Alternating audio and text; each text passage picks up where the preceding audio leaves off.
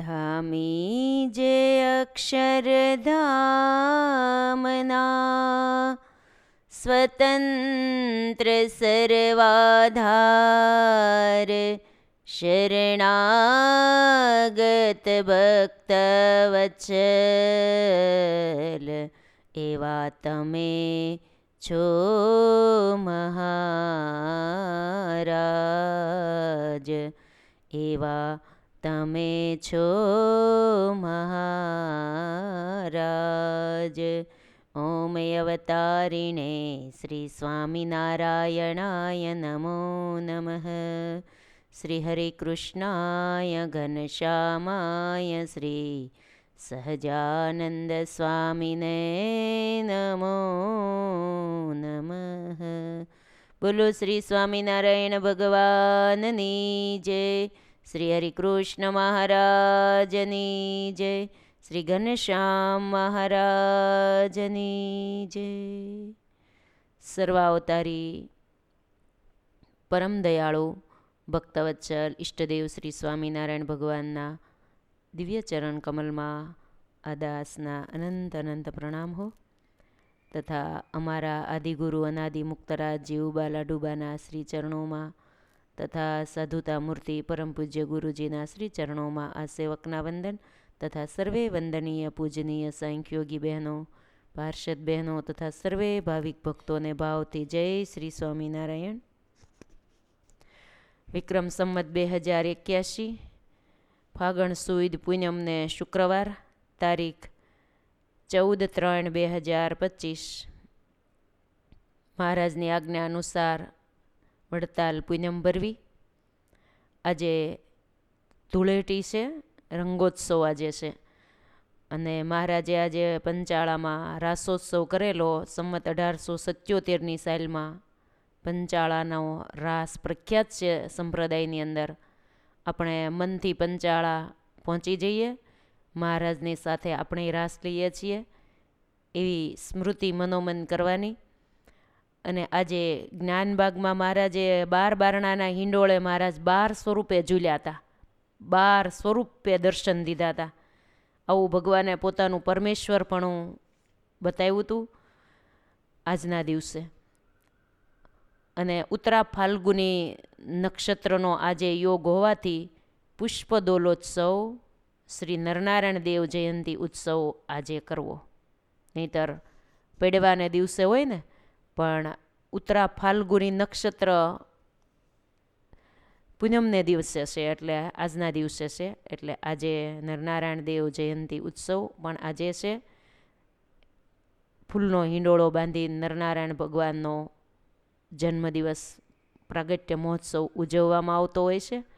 એ નિમિત્તે પછી ફૂલદોલ ઉત્સવ, રંગોત્સવ પણ કરવામાં આવતો હોય છે. આવો હરિકથામાં પ્રવેશ કરીએ. અનંત બ્રહ્માંડ કેહી સુખાય, અનંત બ્રહ્માંડ કેહી સુખા, હરિ ચરિત્ર યાગે સબ લોકા, હરિ ચરિત્ર યાગે સબ લોકા. પ્રાણ પ્યારા પ્રભુજીની પૂર્ણ કૃપાથી તથા વાલા ગુરુજીના રૂડા આશીર્વાદ દિવ્ય પ્રેરણાથી નિત્ય કથા ચાલે છે. શ્રી પુરુષોત્તમ ચરિત્ર પુષ્પમાળા ગ્રંથના માધ્યમથી આપણે ભગવાનના ચરિત્ર ગંગામાં સ્નાન કરીએ છીએ. ગઈકાલની કથાને જરા માનસપટ પર ધારીએ. ગઈકાલે હીરજીભાઈ ભુજના સુતાર ભક્ત ભગવાનને વિશે અને જરા સંશય થઈ ગયો, તો ભગવાને પોતે દિવ્ય દર્શન આપી અને જ્ઞાન આપી અને સંશય દૂર કર્યો. એ કથા આવી હતી. આજે આપણે પુષ્પ 58માં પ્રવેશ કરીએ. વાલમ વિચરે વાલથી ગામ શહેર પુરની માય, વાલમ વિચરે વાલથી ગામ શહેર પુરની માય, સંગે સખા સંતો રહે સ્નેહ વરસાવે મુક્તરાય, અનંત જીવ યુગારવા નિત્ય નવી લીલા કરનાર, નર નાટક ધર શ્રી હરિ સ્નેહ ભક્તોને મળનાર, વાટ કુવાટે ચાલતા ઘણા કષ્ટ સહે ઋષિરાય, દિને ચાલે રાતે વીર મેં ઘણા ઉત્સવોય ઉજવાય. મહારાજના વિચરણની ઝાંખી કરાવી બ્રહ્માનંદ સ્વામી ગ્રંથકારે કે મહારાજ વાલથી વિચરે છે શહેરમાં, ગામડાઓની અંદર. ભગવાન અનેક જીવોના ઉદ્ધાર માટે દિવ્ય વિચરણ મહારાજનું શરૂ જ હોય છે. સાથે કોણ હોય તો સંતો તો હોય જ, કેમ કે ભગવાનને ઓળખાવા માટે સંતોની તો જરૂર પડે જ.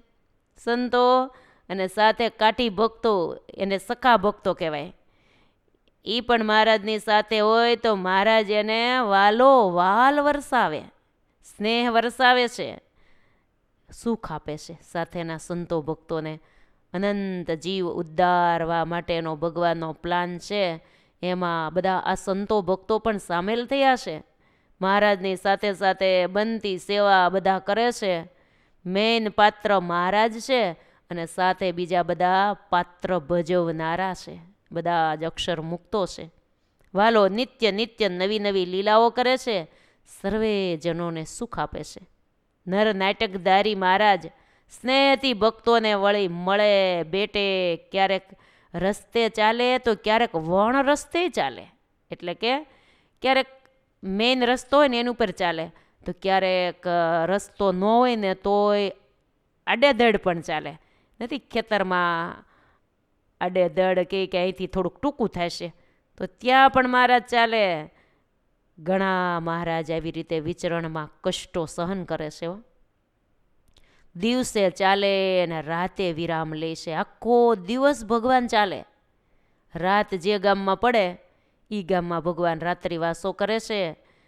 અને જે વિચરણ દરમિયાન જે ઉત્સવો આવે ને એ મહારાજ ઉજવતા જાય છે. આમ ભગવાનનું દિવ્ય વિચરણ છે. હે રામાબા, આવું ભગવાનનું વિચરણ છે. અનેક જીવોના કલ્યાણ માટે, બીજું કાંઈ હાર્દ નથી. એક જીવોના કલ્યાણ કરવા પુરુષોત્તમ નારાયણ અને સંતો અવિરત વિચરાશે, પોરો જ નથી ખાધો. અને પાછા એ જમાનાના ઉતારાય કેવા, ગામને પાદર, ઝાડ નીચે, તળાવ કાંઠે, કૂવા કાંઠે, નદી કાંઠે, આવા જ ઉતારા.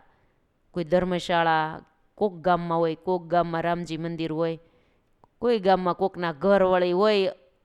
એ જમાનામાં ઘરે બહુ મોટા નહોતા, એટલે મહારાજના ઉતારા આવી જ રીતે હતા. હવે રામાબા સામેથી પૂછે છે કે હે ગુરુદેવ, મારો એક સવાલ છે. હાથ જોડીને સામેથી એક પ્રશ્ન પૂછે છે કે મહારાજ સ્નેહથી આવી રીતે વિચરણ કરે છે, ઘણા પ્રકારનું જીવોને જ્ઞાન આપે છે, કોટી જીવોના ઉદ્ધારને માટે ભગવાન આવી રીતે અદ્ભુત વિચરણ કરી રહ્યા છે. પણ મને એ પ્રશ્ન થાય છે ગુરુદેવ, જીવ અજ્ઞાનને વશ થઈને વર્તે ત્યારે જુદું વર્તન કરે.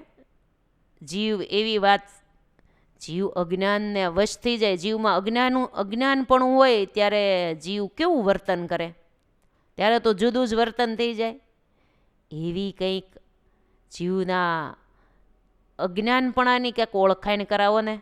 અમે રહ્યા જીવ, અમને અમારું અજ્ઞાનપણું ઓળખાય ને. અને બધા માટે આ પ્રશ્ન છે.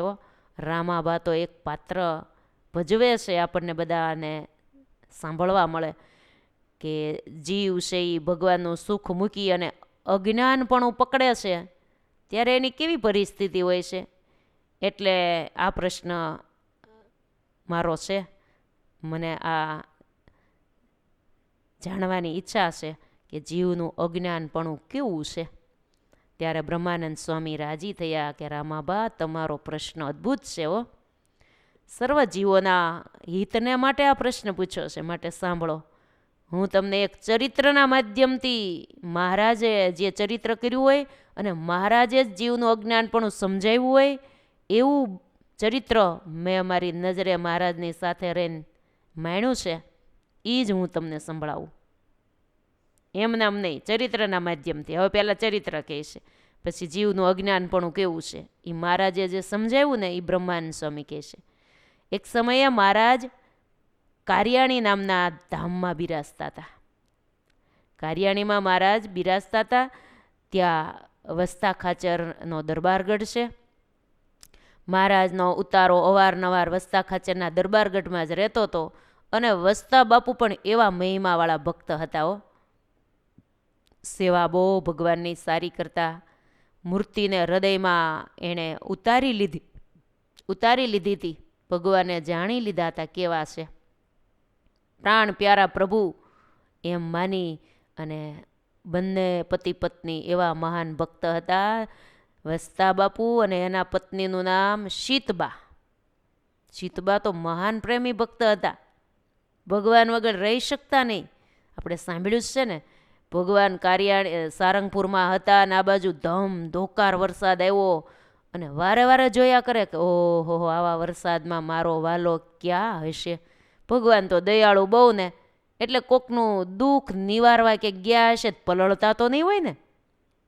આમ ચિંતા થાય. જો પ્રેમી ભક્તો હોય ને એને વારંવાર ભગવાનની ચિંતા જ થતી હોય કે મારા વાલા ભૂખ્યા તો નહીં હોય ને, મારો વાલો પલળતા તો નહીં હોય ને. આ પ્રેમી ભક્તની દશા આ હોય.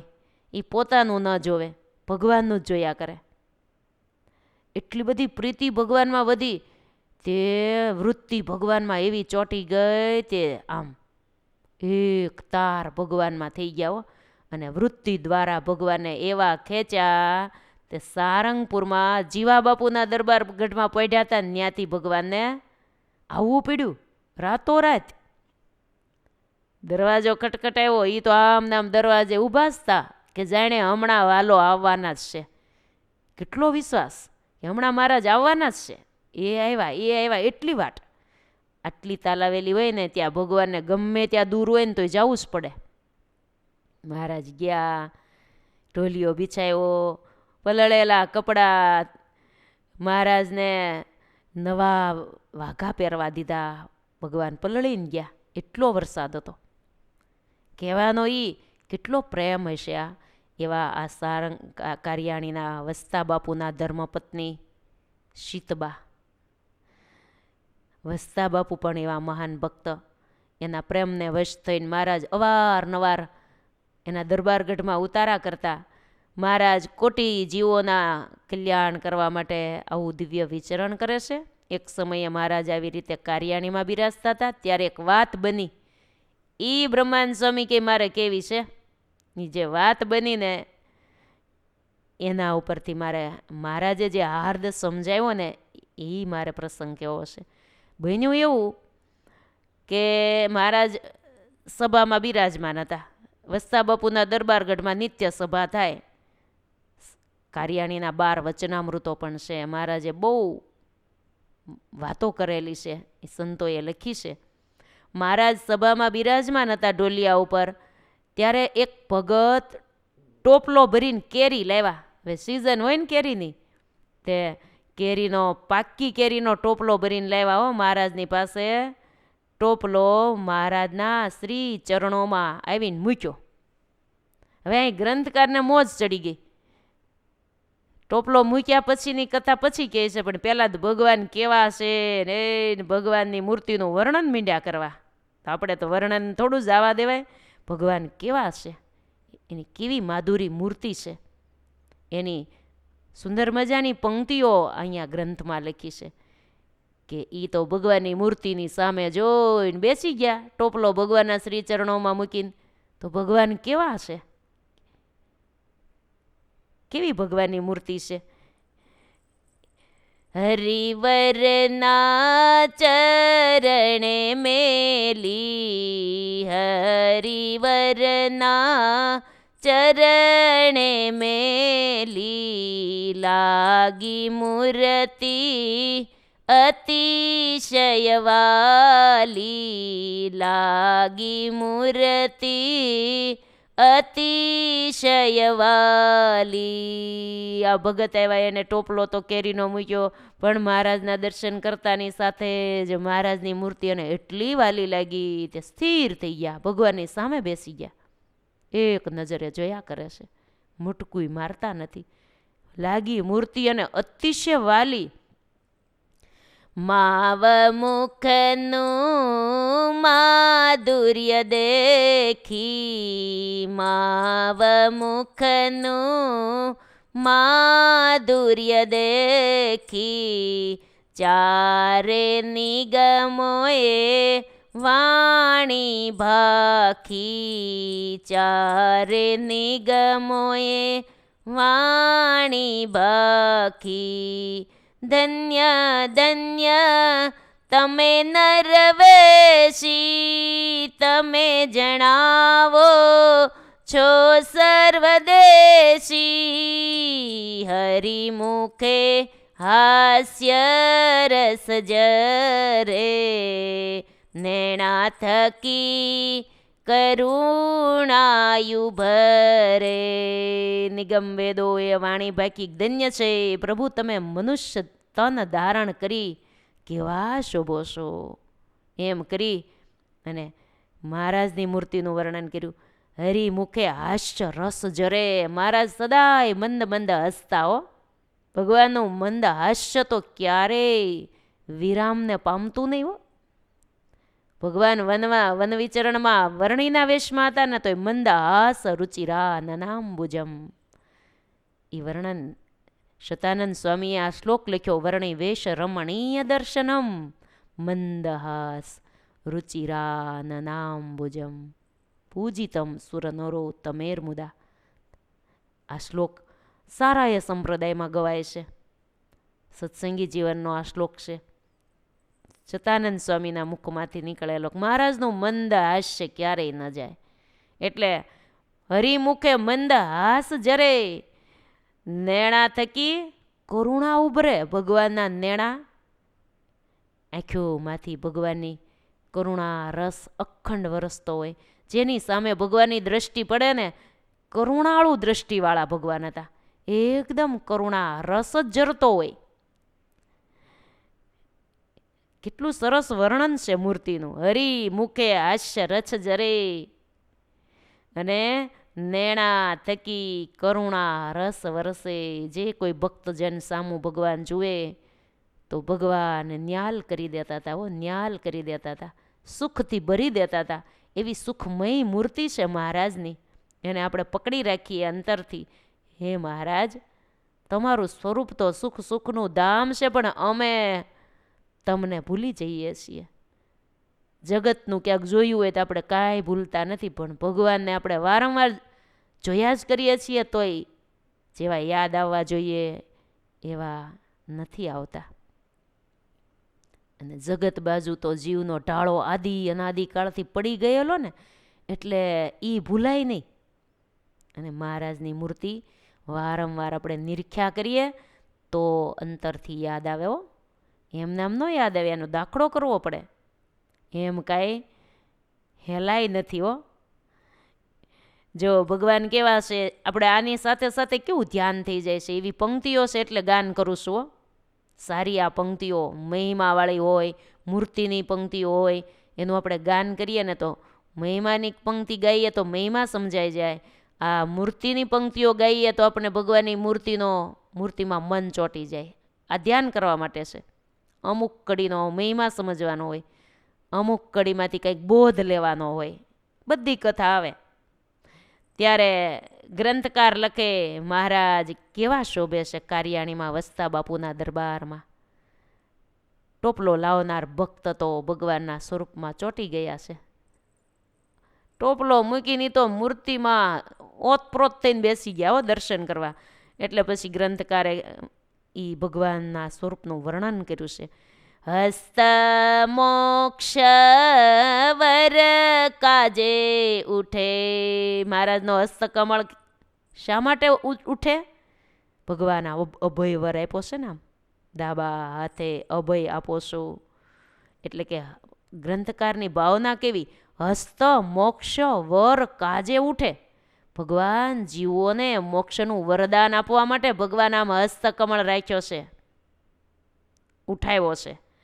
વારી જાવે જન મૂર્તિ દીઠે, નાશા શુક સમહરે કષ્ટ, નાસા હરે શુક સમકષ્ટ, કંઠ શંખ શરીર સુસ્પષ્ટ સુપુષ્ટ. જો ભગવાનની નાસિકાને ઉપમા કઈ આપી? શુક સમ, પોપટની ઉપમા દીધી છે. કેટલી નમણી પોપટની નાક કેટલું નમણું હોય, એમ ભગવાનની નાસિકા એવી નમણી છે. એટલે કહે છે કે નાસિકા નિરખતા તો તમામ કષ્ટ હરાઈ જાય છે, એવી ભગવાનની નાસિકા નમણી.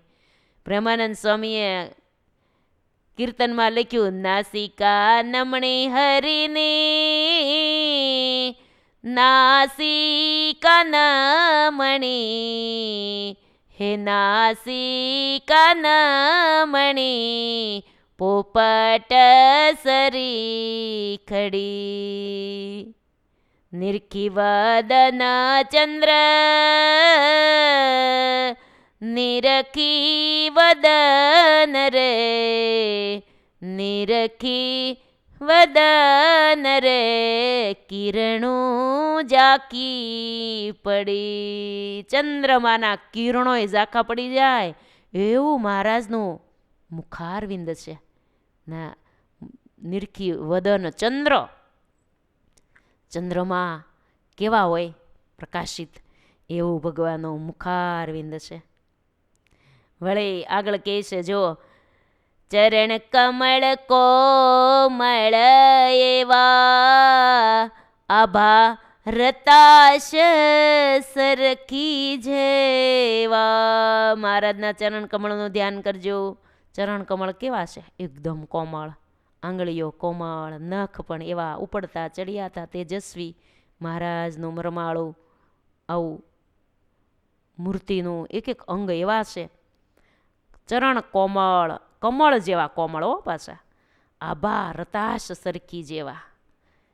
રાતા કર જોડી ઉભા શેષ પાસે, અષ્ટ સિદ્ધિ ઉભી આસપાસે. આવા મહારાજના દર્શન કરવા માટે કર જોડીને શેષ નારાયણ પાસે ઊભા છે. અષ્ટ સિદ્ધિ ભગવાનની આસપાસ આસપાસ ફરે છે. શા માટે? રખે ને ભગવાન આપણને સેવામાં બોલાવે તો. અષ્ટ સિદ્ધિઓ ભગવાનની સેવા માટે આસપાસ છે. હો ભગવાન અમારી સેવા સ્વીકારો, અમારી કંઈક સેવા સ્વીકારો, આવી અખંડ પ્રાર્થના કર્યા કરે છે. દિવ્ય મૂર્તિ સૌના દુઃખ હરે, જન નિજ અંતર માધરે. શાંતિ તણા શેરડાવો પડે, જેના વતી મોક્ષ પંથ જડે. શાંતિ તણા શેરડાવો પડે, જેના વતી મોક્ષ પદ જડે. કેવી ભગવાનની મૂર્તિ સૌના દુઃખને હરનારા છે. જનના નિજ જનના અંતરમાં, નિજજન પોતાના અંતરમાં ધારે છે ભગવાનને.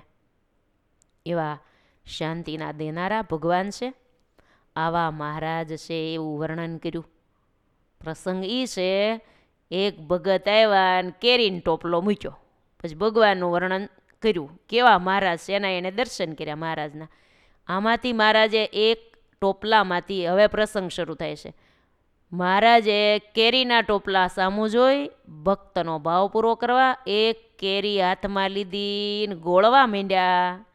વાલો મારો ગોળીને જમવાની તૈયારી કરે છે, કેમ કે ભક્તનો ભાવ હોય ને એટલે મહારાજને એવું કાંઈ નહીં સભા વચ્ચે ન જમાય ને એવું બધું આપણને શરમ. મહારાજને તો અલમસ્ત હોય, બધાનો ભાવ પૂરો કરવા તરત જ મહારાજ એનું પૂરું કરી દે ભાવ.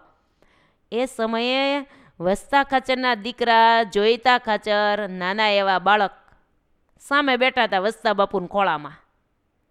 હવે બાળકનો સહજ સ્વભાવ કંઈક ખાવા જેવી વસ્તુ બાળે એટલે હાથ લાંબો કરે ને બાપુ એકદમ ખેંચી રાખે, પણ તોય દોડી દોડીને ઓલો ટોપલો ભાળીને એમાંય મહારાજે હાથમાં આમ કેરી લીધી એટલે લેવા માટે આમ હાથ લાંબા કરે. બાળકને ખાવાની વસ્તુ બાળે એટલે એને ઉતાવળ બહુ થાય એમ. તે હાથ લાંબો કર્યા કરે એટલે મહારાજે લીલા કરી.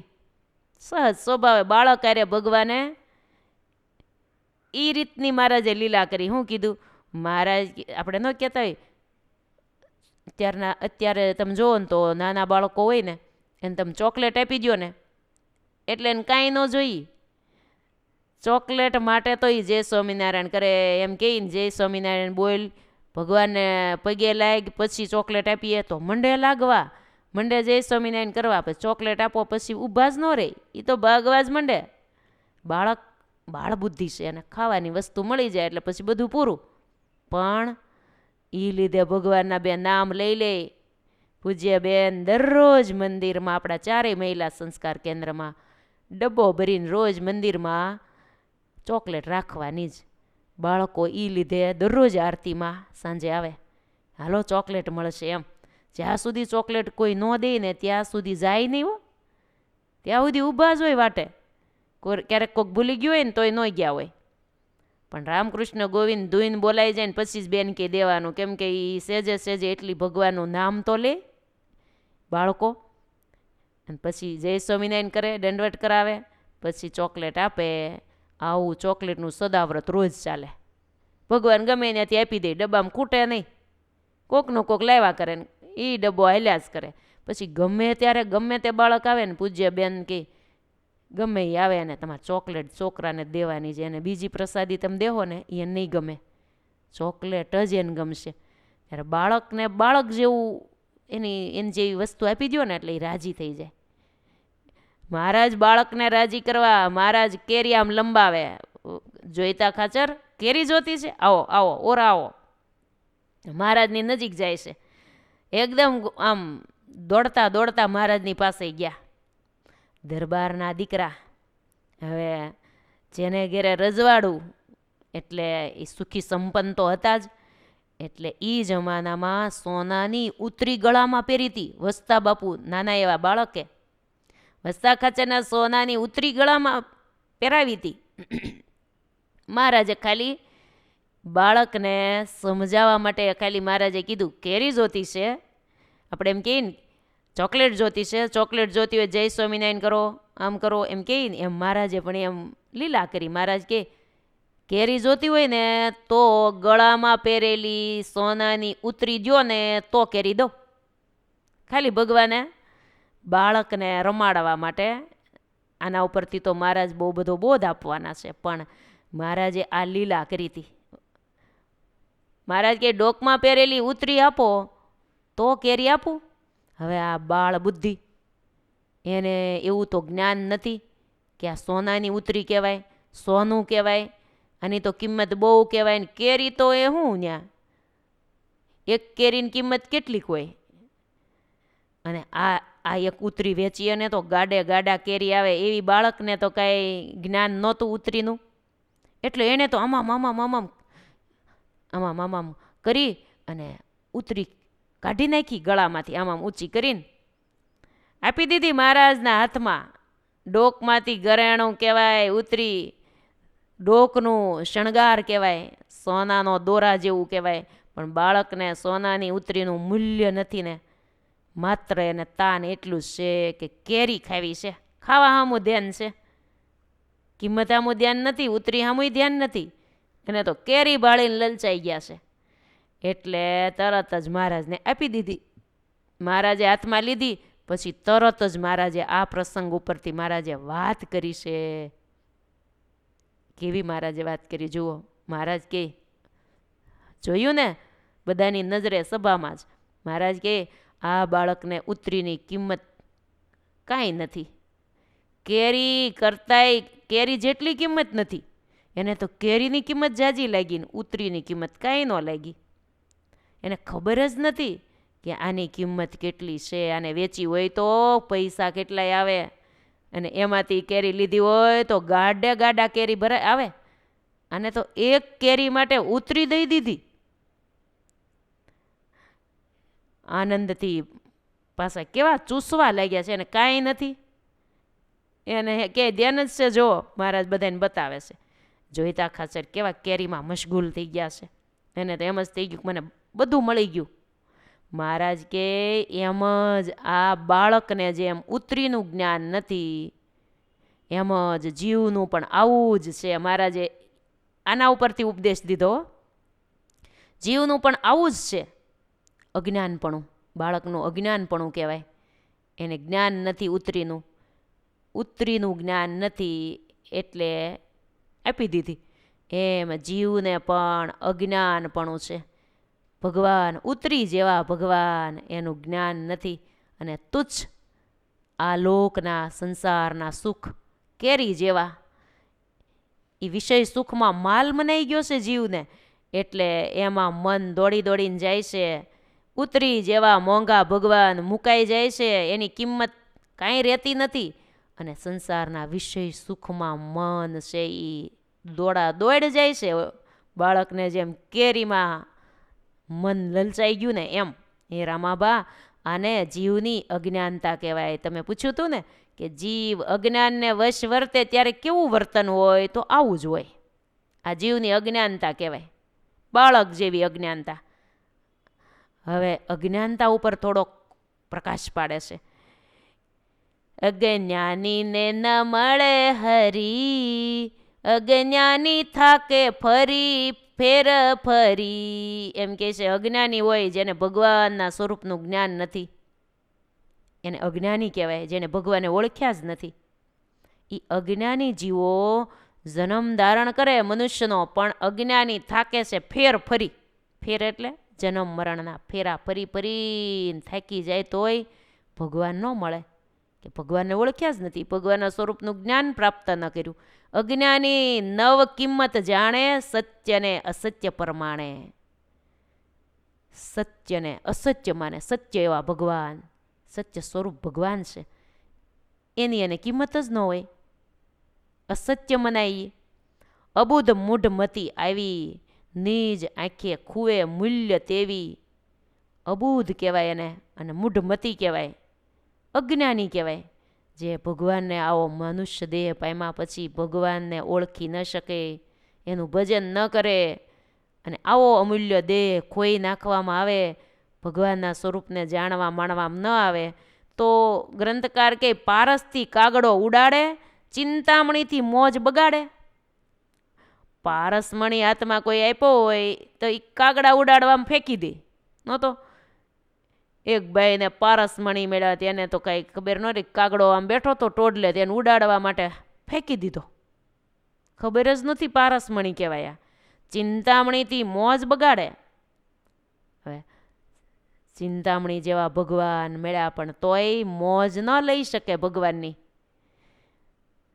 મહારાજ સર્વ સભા સામું જોઈને કીધું, સર્વ સભાએ સભા સામું જોઈને કે સભાજનો સર્વ સભાએ નજરે જોયું ને, ઉતરી જેવું ઘરેણું આણે ખોયું ને. મહારાજ વસ્તા ખાચરની સામે આંગળી સીંધીને કે ઉતરી જેવું ઘરેણું આણે ખોયું. મહારાજ કે આવી રીતે બાળકે ઉતરી જેવું સોનાનું ઘરેણું આમ પટ દઈને કાઢીને આપી દીધું. એ બાળક અજ્ઞાની છે એટલે આપી દીધું. એને જ્ઞાન ઉતરીનું સહેજ પણ નથી, કિંમત જ નથી. મોટા હોય એને સોનાની કિંમત સમજાઈ ગઈ હોય એટલે એ થોડા આપી દે, એને તો તરત ગણતરી થઈ જાય. આ કિંમતી ઘરેણું છે. એમ જ મહારાજ કે જીવની આવી અજ્ઞાનતા છે, ભગવાનને મૂકીને તુચ્છ સુખને માટે વલખા મારે છે રાત દિવસ. આ સંસારના સુખ વિષય સુખ બધાય તુચ્છ છે, જન્મ મરણને લેવરાવનારા છે, છતાં પણ જીવ એમાં જ વલખા મારે છે. ભગવાનને જેણે જીવન પ્રાણ માન્યા હોય ને એને ભગવાન વિના પળ જીવી જ ન શકાય. ભગવાનને પળ માત્ર ન મૂકે. કિંમત સમજાઈ ગઈ છે કે ભગવાન આપણા જીવન પ્રાણ છે. આપણો પ્રાણ ટેક્યો હોય ને તો ભગવાનને લઈને છે. ભગવાન પોતે જીવન પ્રાણ છે. આ શબ્દ ભક્તને માટે જીવન મંત્ર બની ગયો હોય. એવા ભક્તને ભગવાન ભૂલાઈ ગયા હોય ને ક્યારેક, અખંડ ભગવાનની સ્મૃતિમાં રહેતા હોય ને એવા ભગતને ક્યારેક ભગવાન ભૂલાઈ જાય તેને કેવું વહમું લાગે. એવી એક વાત આપણે સાંભળીએ. ભગવાન ભૂલાઈ જાય તેને કેટલું વહમું લાગી જતું હોય છે, દુઃખ કેટલું લાગે. અને એ શું કરે એવો એક પ્રસંગ, સાંપ્રદાયિક પ્રસંગ સાંભળીએ. સોરઠમાં એક હરિભગતને અખંડ ભગવાનની મૂર્તિનું ધ્યાન ભજન થતું. અખંડ મૂર્તિમાં રહીને ધ્યાન ભજન કરતા. મૂર્તિ સિદ્ધ થઈ ગઈ હતી, અખંડ મૂર્તિ દેખાય ભગવાનની, એવું એને સુખ આવે. એકવાર એ ભગત ખેતરમાં કામકાજ કરવા માટે ગયા. કોણ જાણે શું ભૂલ પડી ગઈ, તે ખેતરમાં કામ કરતા હતા ને તેને મહારાજની મૂર્તિ દેખાતી બંધ થઈ ગઈ. હાવ અચાનક મૂર્તિ અદૃશ્ય થતા ભક્ત અતિ આકુળ વ્યાકુળ થઈ ગયા અને ત્યાં જ ઊભા રહી ગયા. હલ્યા જ નહીં ત્યાંથી, એક ડગલું પણ ત્યાંથી આગળ ચાલ્યા નહીં. ત્યાં ઊભા જ રહી ગયા. એના મનમાં એમ થયું, અરે રે મહારાજ મને દેખાતા બંધ કેમ થઈ ગયા? મારી શું ભૂલ થઈ? બસ એને તો એમ જ, ભગવાન ભૂલાઈ જાય પછી એક ડગલું ન ભરાય. હમણાં મને મહારાજ દેખાશે, હમણાં મહારાજ કૃપા કરશે, હમણાં દેખાશે, હમણાં દેખાશે. એમ કરતા કરતા એ વાડીમાં જ્યાં ઊભા હતા ત્યાં આમ નામ ઊભા જ રહી ગયા વિચારમાં, હમણાં દેખાશે, હમણાં દેખાશે, વાટે ને વાટે. હો તો તે દિવસની સાંજ પડી ગઈ તોય ઘેરે ન ગયા. આખી રાત એમ નામ ઊભા રહ્યા. સવાર પડી ગયું, સવાર તો પડ્યું, બીજો દિવસ પણ પૂરો થઈ ગયો. આમ કરતા કરતા લખ્યું છે ગ્રંથમાં 10 દિવસ વીતી ગયા. એક જ જગ્યાએ ઊભા રહ્યા એમ નામ 10 દિવસ સુધી આમ નામ ઊભા રહ્યા ભગત તો એ જ જગ્યાએ. હો ત્યાંથી હાલ્યા ચાલ્યા નહીં, ખેતીનું કામે ન કર્યું, કાંઈ નહીં. અરે મને ભગવાનની મૂર્તિ ભૂલાઈ ગઈ, મારાથી ડગલું કેમ ભરાય, મારાથી અન્નજળ કેમ લેવાય, મારાથી હવે કાંઈ ન હલાય ચલાય નહીં. અહીંથી આમ નામ કિલો થઈને ઊભા રહ્યા. પછી 11મા દિવસે એને મહારાજના દર્શન થયા. ભગવાને કૃપા કરી. આ તો ભગવાનની પરીક્ષા હોય. બાકી અખંડ મૂર્તિ જેને દેખાતી હોય એ પછી ભૂલતા નથી. આ એક ભગવાને પરીક્ષા કરી હોય ભગતની કે આવી પરિસ્થિતિમાં પણ ભગત મને મૂકીને વયા જાય છે કે નહીં, ભૂલી જાય છે કે નહીં. એને એટલું વહમું લાગી ગયું. 11મા દિવસે મહારાજના જ્યારે એને દર્શન થયા ત્યારે મહારાજે પૂછ્યું, ભગત. મહારાજે હામાં આવીને દર્શન દીધા, મહારાજના દર્શન કર્યા. મહારાજે પૂછ્યું, કેમ ભગત ઊભા છો કેમ? ત્યારે ભગત કે, મહારાજ તમ વિના તો ડગલું પણ મારાથી કેમ ભરાય, તમે મને દેખાતા બંધ થઈ ગયા. એને આમ સાક્ષાત દેખાતા હતા. હો અંતરમાં દેખાય એ વાત જુદી. એને આમ નામ આમ કોઈ મનુષ્ય દેખાતું હોય ને એમ ભગવાન એને મૂર્તિમાન દેખાતા હતા. એટલે આઘાત લાગી ગયો એને. કામકાજ કરે ને તો એ ભગવાન આસપાસ આમ નામ દેખાતા જ હોય. એટલું સુખ મૂર્તિનું આવતું હતું. તો એ સંસાર વ્યવહારમાં એટલે કામકાજ તો ખેતીનું બધું કરતા હતા, પણ ભગવાન ભૂલીને નહોતા કરતા. કહેવાનું એ ભગવાન ભૂલીને કાંઈ કરવું નહીં, બધું જ ભગવાને સાથે રાખીને કરીએ. સ્વામિનારાયણ, સ્વામિનારાયણ, સ્વામિનારાયણ મહામંત્રનો જપ સાથે મહારાજનું સ્મૃતિ. સ્વામિનારાયણ બોલીએ ત્યાં મહારાજનું સ્વરૂપ યાદ કરી આવી જાય. દાખલા તરીકે આપણે જલેબી એમ બોલ્યા તો અત્યારે તમને ગૂંચળા સહિત યાદ આવી ગઈ કે નહીં? બધાને યાદ આવી જાય. ગુલાબ જાંબુ ચાસણીએ સહિત એનો સ્વાદ, કલર, આકાર બધું યાદ આવી જાય ને. એમ જ સ્વામિનારાયણ તો મહારાજની મૂર્તિ આપણને જે ગમતી હોય એ આપણે વારંવાર યાદ કરીએ એટલે આપણને એ વધારે યાદ આવે. એટલે મહારાજની સ્મૃતિમાં રહેવું એ જ મેઇન છે હો. મહારાજે પૂછ્યું, ભગત કેમ ઊભા છો? ભગત કે, મહારાજ તમારા વિના તો ડગલું પણ મારાથી કેમ ભરાય. મતલબ તમે મહારાજ મારું જીવન છો, તમ વિના તો હું મળદું છું. તમે ભૂલાઈ ગયા એટલે મારો જીવ ગયો, જીવ ગયો એટલે મારું જીવન ગયું, અર્થાત મારું મૃત્યુ થઈ ગયું. એટલે હવે ડગલું કોણ ભરે? હરિની વિસ્મૃતિ ભક્તને માટે મૃત્યુ તુલ્ય છે. લ્યો, આ હકીકતનો સ્વીકાર જો આપણને થઈ જાય ને, હરિની વિસ્મૃતિ ભક્તને માટે મૃત્યુ તુલ્ય છે.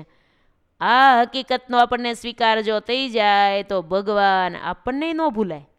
આપણને એ સ્વીકાર નથી થયો એટલે ભૂલ્યા કરીએ, ઘડીક સંભાળીને ઘડીક ભૂલીને તૂટક તૂટક બધું. અને આવા ભક્તોને જો, એ કેવી સ્થિતિવાળા પહેલાં ભક્તો હતા. આપણાથી ભગવાનમય જીવન જીવાવા માંડે જો આવી ભગવાનની સ્મૃતિની કિંમત સમજાય તો, ભગવાનના સ્વરૂપનું જો યથાર્થ ઓળખાણ થઈ જાય. સાંભળજો, ભગવાનના સ્વરૂપની જો યથાર્થ ઓળખાણ થઈ જાય, ભગવાનનો મહિમા સમજાઈ જાય, તો પછી ભગવાન કદી ન ભૂલાય. આ બે જોઈ, ભગવાનની યથાર્થ ઓળખાણ, ભગવાનનો મહિમા, ભગવાન કેવા હશે. યથાર્થ ઓળખાણ ભગવાન આવા છે, આવા છે એમ. અને મહિમા ઓહો ઓહો અંદર થાય તો પછી ભગવાન ભૂલાય જ નહીં. જેનો મહિમા જેને હોય આ લોકની અંદર પણ, એને ભૂલતા નથી.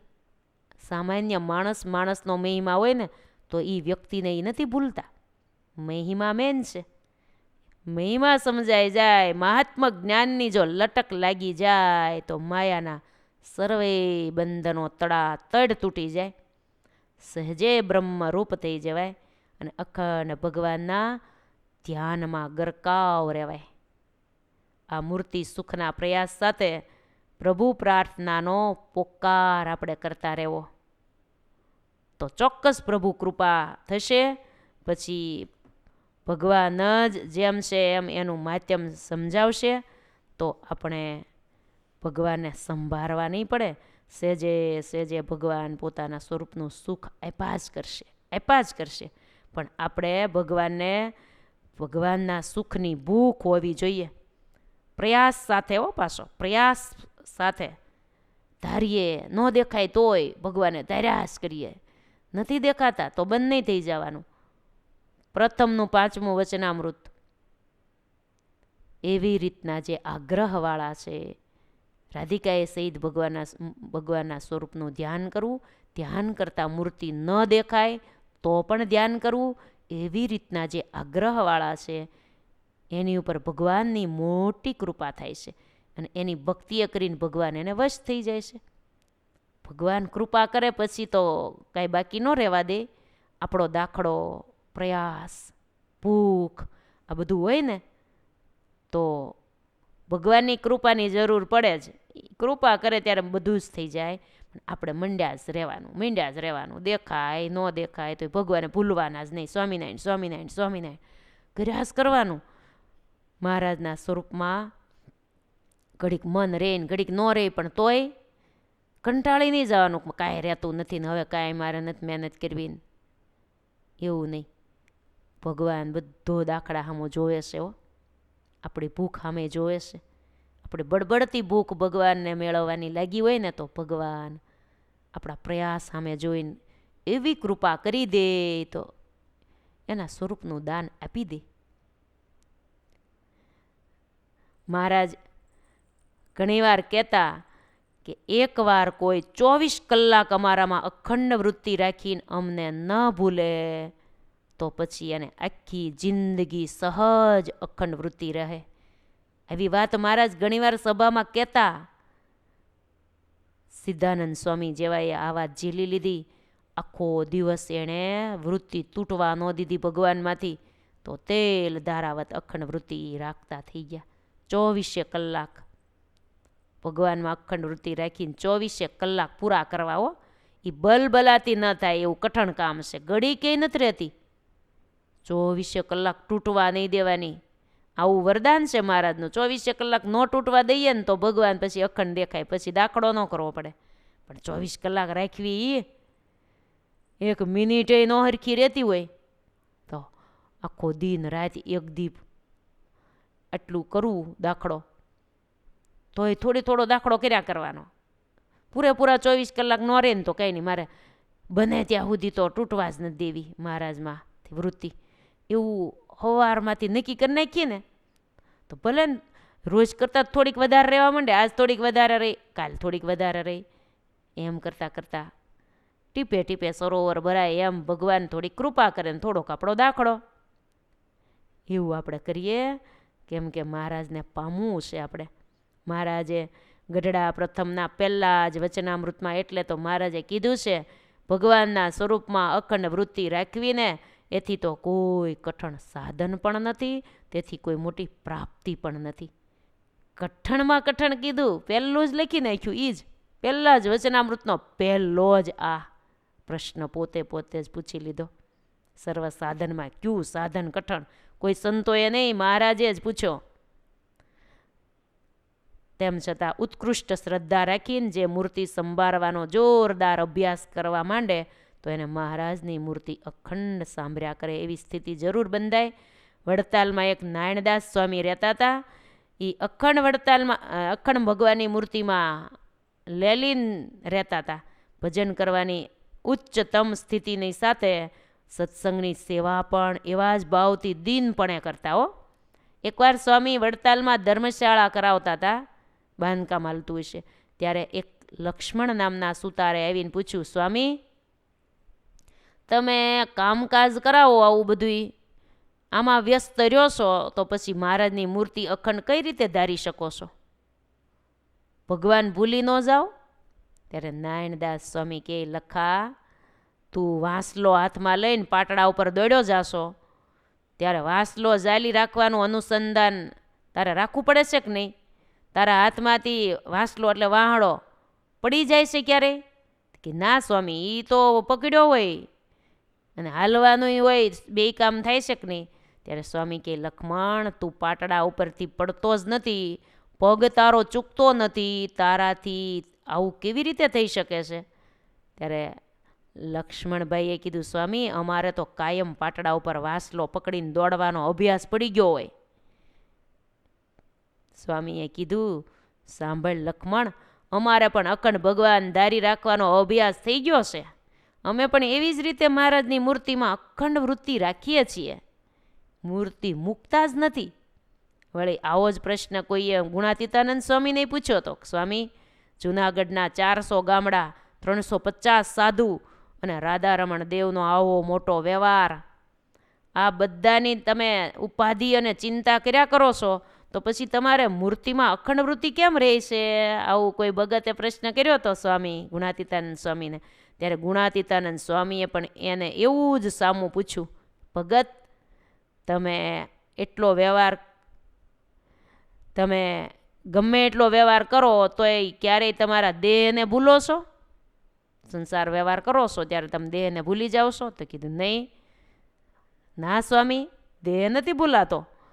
સ્વામી કહે, એમ અમે મહારાજની મૂર્તિને ન ભૂલીએ, જેમ માછલું જળમાં હરે ફરે બધી જ ક્રિયા કરે, એમ જ અમે સર્વે ક્રિયા મૂર્તિમાં રહીને કરીએ છીએ. અમારે મૂર્તિ ભૂલાય જ નહીં. જો મૂર્તિ ભૂલાય તો સ્વામી કે તાળવું ફાટી જાય, એટલી વેદના થાય, દુઃખ થાય. જો આ મોટા સંતોને તાળવું ફાટી જાય, એ ભૂલતા જ નહોતા. આ પ્રકારની ઊંચી સ્થિતિઓ હતી હો. એક પ્રકારની એને લટક છે, અભ્યાસથી સિદ્ધ થયેલી ઉચ્ચતમ પ્રાપ્તિ છે. આવી રીતે શ્રીજી મહારાજમાં અખંડ વૃત્તિ રાખવાની જેણે મહેનત કરી છે ને, જતન કરીને એનો અભ્યાસ જેણે કર્યો છે ને, એને ચોક્કસ સફળતા મળી જ છે. અને એ માયાથી પરાજય નથી પામ્યા, ઉચ્ચ સ્થિતિને પામ્યા છે. એક ક્ષણ માટે પણ ભગવાનને ભૂલી જવાને એ સ્થિતિવાન મહાપુરુષોને પોહાતું જ નથી. ક્ષણવાર ભૂલી જાય તોય એને ગમતું જ નથી. એના માટે તો ભગવાન ભૂલી જવાને એ દુઃખદાયક અવસ્થા છે. હરિસ્મૃતિ વિહોણી પળ એના માટે અસહ્ય બની જાય છે.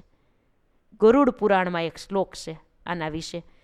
યન્મુર્હતમ ક્ષણમ વાપી વાસુદેવો ન ચિંત્યતે સાહાનિસ્તન્મહચિંદમ સા ભ્રાંતિ સાચવી ક્રિયા. ગરુડ પુરાણ પૂર્વખંડ અધ્યાય 230. એમાં વ્યાસ ભગવાને લખ્યું છે કે એક મુહૂર્ત કે એક ક્ષણ પણ પરબ્રહ્મ પરમાત્માને જે ભૂલી જવાય છે એ જ મોટી નુકસાની છે, એ જ મોટી ભૂલ છે, એ જ મોટી ભ્રાંતિ છે અને એ જ મોટી વિકૃતિ છે. આવું લખ્યું. એક મુહૂર્ત કે એક ક્ષણ ભગવાનને જે ભૂલી જવાય ને એ મોટી નુકસાની કીધું. લ્યો, આપણે કોઈ દી આવું લાગ્યું બહુ મોટું નુકસાન થયું, મને ભગવાન ભૂલાઈ ગયા, મને બહુ મોટું નુકસાન થયું, આવી આપણે કોઈ દી નુકસાની લાગી? આખો દિવસે ભૂલાઈ ગયા હોય, ક્યારેક ક્યારેક સાંભળ્યા હોય. આ તો ક્ષણની વાત છે, એક મુહૂર્તની વાત છે. એ મોટી ભૂલ પણ કીધું છે, મોટી ભ્રાંતિ પણ કીધું, વિકૃતિ પણ કીધું. લ્યો, આ ગ્રંથોની અંદર કેટલો ભગવાનમાં સ્વરૂપમાં વૃત્તિ રાખવા માટેનો કેટલો લાભ છે અને કેટલો ભૂલી જવામાં ગેરલાભ છે, આ બધું લખ્યું છે. આમ મોટા સંતો અખંડ ભગવાનના સ્વરૂપમાં વૃત્તિ રાખતા, ભગવાનના સ્વરૂપમાં ચિંતન કરવાની લટક, એ પુરુષાર્થ મોટા મોટાએ રાત દિવસ દાખલો કર્યો હશે ત્યારે થયું છે. સિદ્ધાનંદ સ્વામી આખો દિવસ ભગવાનને નહીં ભૂલવાનું નક્કી કરી સેવા કરે. રોટલા કરે, દળવા બેસે, દાંતણ કાપવા ગયા, આખો દિવસ સેવા કરી, પણ એટલું અનુસંધાન રાખ્યું ને કે મારે ભૂલવું જ નથી. ઊંધું કામ થતું જાય છે પણ ભગવાન નથી ભૂલતા. પછી બધા સાથે સેવા કરવાવાળા હોય ને એ બધા ખીજાય કે આ સંઘો પટેલ આમ કેમ કરે છે, હજી તો દીક્ષાએ નોટ લીધી ને સંઘા પટેલ નામ હતું ત્યારે આ મૂર્તિ સિદ્ધ કરી લીધી.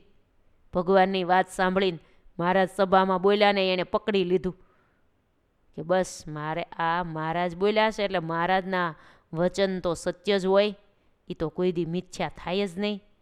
બસ સવારે ઉઠ્યા ત્યારથી શરૂ કરી દીધું. હવે આપણે જે દી નક્કી કર્યું હોય કે આજ આપણે ભગવાન નથી ભૂલવા, ત્યાં સંકલ્પ જોર કરવા માંડે, બધું ઈષ્ટાને સાંભળવા માંડે. આ બધું બહુ અંદરની વાત છે. આ બધી ભગવાનને ભૂલીને કંઈ ન કરવું, હવને ભગવાનની ઈચ્છા છે પણ આ ક્યાંક દાખલો તો કરવો જ પડે. મૂર્તિ ભગવાનની ન ભૂલવા માટેના ઘણા દાખલાઓ કરેલા છે. અગતરાયના પર્વતભાઈ અખંડ મૂર્તિ દેખતા હતા, એ તો અનાદિ મુક્ત હતા, એ તો ભગવાનની સાથે આવેલા અનાદિ મુક્ત, એ કંઈ સામાન્ય કોઈ નહોતા, ભગવાનની સાથે આવેલા હતા, અખંડ મૂર્તિમાં નિમગ્ન રહેતા હતા. છતાં પણ બધાને શીખવવા માટે એણે પણ એક સામાન્ય મુમુક્ષુ દાખલો કરે ને એમ એ અનાદિ મુક્તએ દાખલો કર્યો તો મૂર્તિ સિદ્ધ કરવાનો. કેવો કર્યો તો? પર્વતભાઈ હળ હાંકતા હોય ને ખેતરમાં, તે હળ હાંકતા ભગવાનની મૂર્તિ ધોંસરે ઠેરાવી દેતા હતા. ધોંસરાને ઓળખો? બળદની કાંધ ઉપર જે ગાડું ખેંચવા માટે બંધાતા લાકડું હોય ને, માડું ધોહરું કહેવાય, આગળ જ હોય. ધોંસરે ભગવાનની મૂર્તિને ઠેરાવી દેતા હતા. ન્યા વૃત્તિ રાખતા હતા ભગવાનનું સ્વરૂપ. એવો અભ્યાસ શરૂ કર્યો હતો. એમ ખેડૂત હોવાથી સવારથી સાંજ સુધી હળ હાંકવું પડે, ધ્યાનનો અભ્યાસ પણ એને આમ જ કરવો પડ્યો હતો. મૂર્તિમાં તલ્લીન થવા માટે એણે ઘરના ખૂણામાં બેસીને ક્યારેય એને સમય નહોતો મળ્યો, પણ આમ એણે કર્યું હતું. મૂર્તિ સિદ્ધ કરવાની લટક અને અંતરમાં સાચી ખટક, આ બે હતું. લટક ને ખટક એને હતી તો એણે હળ હાંકતા પણ મૂર્તિને ધોંસરે ધારીને અભ્યાસ કર્યો. પર્વતભાઈએ આમ ને આમ 3 મહિના સુધી ધોંસરે મૂર્તિ બાંધીને અભ્યાસ કર્યો ને 3 મહિને શ્રીજી મહારાજ એને પ્રત્યક્ષ દેખાયા. ત્યારથી પછી અખંડ વૃત્તિ થઈ ગઈ, દેખાવા લાગ્યા. પછી તો અખંડ ત્રણેય અવસ્થામાં સંભાળવા ન પડે, અખંડ થઈ ગયું. આટલો અભ્યાસ કર્યો પછી હો. માટે આ બધું મૂર્તિના સુખવાળા ભક્તોની આ બધી ગાથાઓ છે. આ માધુરી મૂર્તિને છોડીને મહારાજ એમ કહે છે, આ તો કારિયાણીનો પ્રસંગ આવ્યો એટલે આપણે થોડીક મૂર્તિની વાતો કરી. કારિયાણીમાં મહારાજ કહી રહ્યા છે કે અમારી માધુરી મૂર્તિને છોડી દે, પંચવિષયના સુખને માટે, ભોગ સુખ માટે જીવશે તો વાસના રહેશે, નરકે જશે. આવું ગૂઢ રહસ્ય મહારાજે ઉતરી ઉપરથી સમજાવ્યું. આવી રીતે મહારાજે કારિયાણીમાં જીવના અજ્ઞાનપણાની મહારાજે કારિયાણીમાં ઉતરીના માધ્યમથી વાત કરી. ઇતિ શ્રી સહજાનંદ સ્વામી શિષ્ય બ્રહ્માનંદ સ્વામી રામસિંહજી ગુરુ શિષ્ય સંવાદે શ્રી પુરુષોત્તમ ચરિત્ર પુષ્પમાળા મધ્યે પાર્ષદ વાઘજી ભક્ત વિરચિતે અષ્ટમ ગુચ્છે કારિયાણી ગામે જીવની અજ્ઞાનતા જોઈતા ખાચરના માધ્યમથી સમજાવી. મૂર્તિ સુખને વિષય સુખ દેખીને મૂર્તિ મેલી દે એ અજ્ઞાની જીવ છે. એ વર્ણન નામે 58મું પુષ્પ થયું. સ્વામિનારાયણ સ્વામિનારાયણ સ્વામિનારાયણ સ્વામિનારાયણ સ્વામિનારાયણ સ્વામિનારાયણ સ્વામિનારાયણ સ્વામિનારાયણ સ્વામિનારાયણ સ્વામિનારાયણ સ્વામિનારાયણ સ્વામિનારાયણ. બોલો સ્વામિનારાયણ ભગવાન કી જય. જય સ્વામિનારાયણ.